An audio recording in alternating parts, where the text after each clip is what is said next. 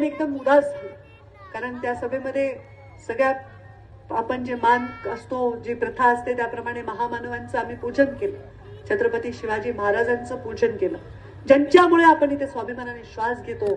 या भारतामध्ये छत्रपती शिवरायांचं योगदान कोणीही विसरू शकणार नाही. त्यांच्यामुळे हिंदवी स्वराज्याची स्थापना आणि त्यांच्यामुळे आजही स्वाभिमानाचा बाणा आपल्यामध्ये आहे. त्या छत्रपती शिवरायांचं पूजन केलं. ज्या महामानव डॉक्टर बाबासाहेब आंबेडकरांनी अशी घटना दिली की कोणत्याही रंगाचं वस्त्र, पिवळं असेल, निळं असेल, हिरवं असेल, भगवं असेल, त्याच्या अंगात रक्त मात्र लाल आहे आणि ते सर्व समान आहे. मग इथे अंबानी असेल, अदानी असेल, त्यांना सुद्धा एकच मताचा अधिकार आहे आणि ते आमच्या झोपडपट्टीमध्ये नाली साफ करणाऱ्या सफाई कामगारांना सुद्धा एकच मताचा अधिकार आहे. सर्वांना न्याय सारखा, समान न्यायाची भूमिका घेऊन महामानव डॉक्टर बाबासाहेब आंबेडकरांनी सांगितलं, शिक्षण हे वाघिणीचं दूध आहे, जो पितो तो गुरगुरल्याशिवाय राहत नाही. म्हणून वंचित समाजांना शिक्षण, पोषण याची व्यवस्था करणारी सहिष्णू घटना त्यांनी आपल्याला दिली.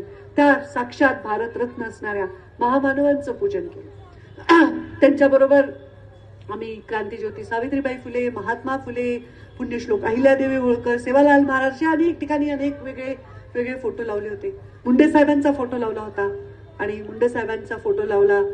अजूनही लोकांचा चेहरा उदास होतो, डोळे लोकांचे पाणावतात. मुंडे साहेबांची आठवण काढून भरभरून नाही बोललं असं मला माणूस आतापर्यंत भेटला नाही.